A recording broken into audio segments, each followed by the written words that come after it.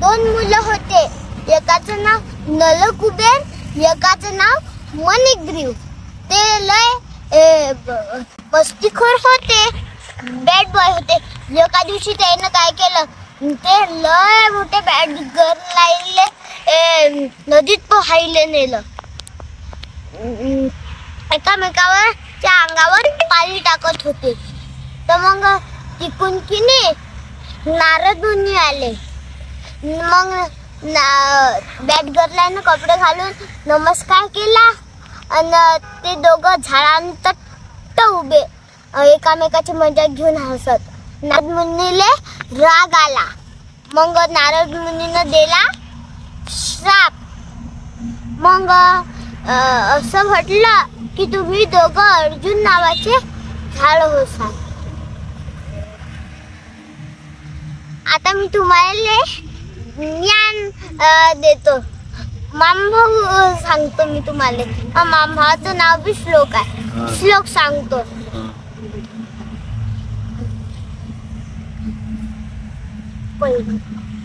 यौवनम धन संपत्ती प्रभुत्व म विवेकता. तुम्हाला समजलं नसेल तर अर्थ बी सांगतो. यौवन म्हणजे 16 वर्षाच्या पुढचा माणूस आपोआप पाप करते. याचा अर्थ सहस्त्रपादऋषी. सहस्त्रपादऋषीनं खगम ऋषीला चिडवलं. तर मग खगम ऋषीनं श्राप दिला की तू दुंदू प्रकारचा सर्प होऊन पडशील. आणि तुम्हाला हे कथा ऐकायचीच असेल तर युट्यूबवर जाऊन पहा, मीनच सांगेल आहे. या यौवनचा अर्थ सांगितला. आता धन तुम्हाला काही शास्त्रातलं सांगायचं काही कामच आहे का? शास्त्रातलं सांगायचं कामच नाही. शेजारी पाजारी लय असतात. पैशाईनं माझे दुकानात जाऊन काय खातात काय मी. यौवन धन संपत्ती. प्रभुत्व म्हणजे मालिक. मालिकचा अर्थ तुम्हाला सांगतो मी. मालिकचा अर्थ तुम्हाला नरकासूर सांगतो. नरकासूर लय शक्तीचा मालिक होता.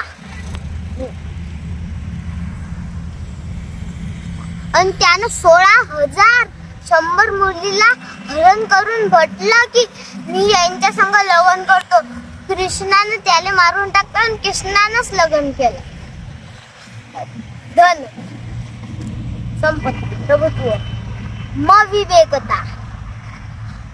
म विवेकाचा अर्थ सांगतो मी तुम्हाला. भस्मासूर.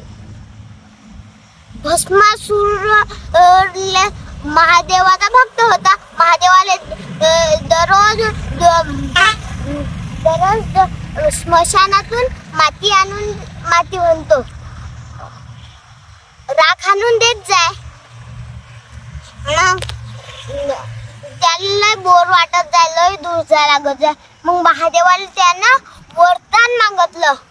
मग वरदान मागितलं. वरदान असं मागितलं की मला तू वरदान दे महादेवा की मी ना त्याच्या डोक्यावर हात ठेवला तो भस्माहून राख पडून जाईल. मग मी तुम्हाला आणून देत जाईल राख.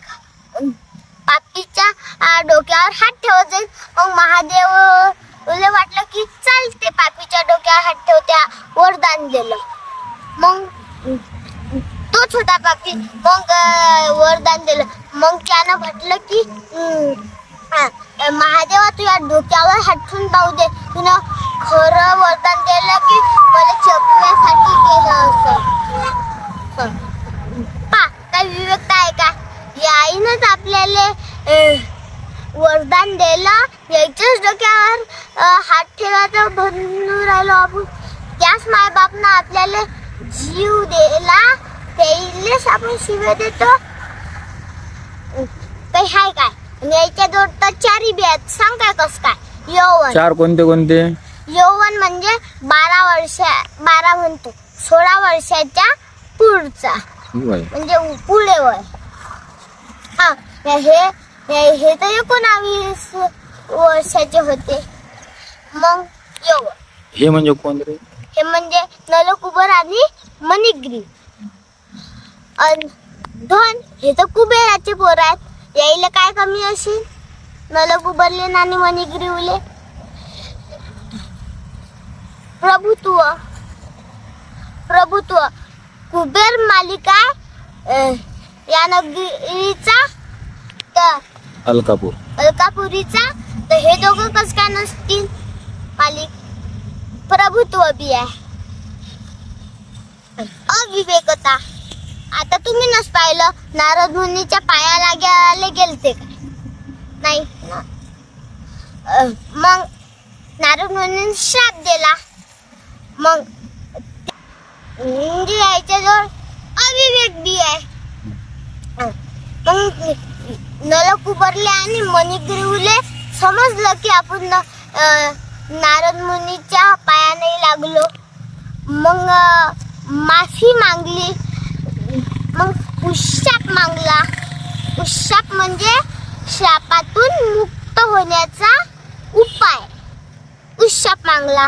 मग नारद मुनीने असा उशाप दिला की तुम्ही दोघं यशोदेच्या दारापुढे अर्जुन नावाचे 2 झाड होतात जवळ आणि कृष्णा चोरी करायला लागेल.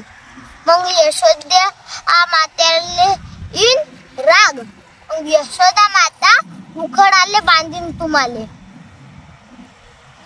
म्हणतो कृष्णाले. मग यशोदा माता कामाला गेली. श्रीकृष्ण निघायला पाहिजे. थांब ना थोडासा. आता निघायला पाहिजे. निघणारच नाही. झटकाच मारीन. मग शक्ती तर माहित आहे. निघायला पाहिजे पासून. मग कृष्णा निघायला पाहिजे. मग असा एक झटका देईल तुम्ही दोघच तुटून जासाल. मग तुम्ही कृष्णाच्या पाया लागसाल आणि अलकापुरीत निघून जासाल. अशा पद्धतीने तुम्ही शापमुक्त होसाल. या कथेतून असं शिकतो आपण की कोणी पुढे साधू संत आले आणि साधू संतांचा आदर करायला पाहिजे. आदर जर नाही केला तर नलकुबर आणि मणिग्रीव. नमस्कार.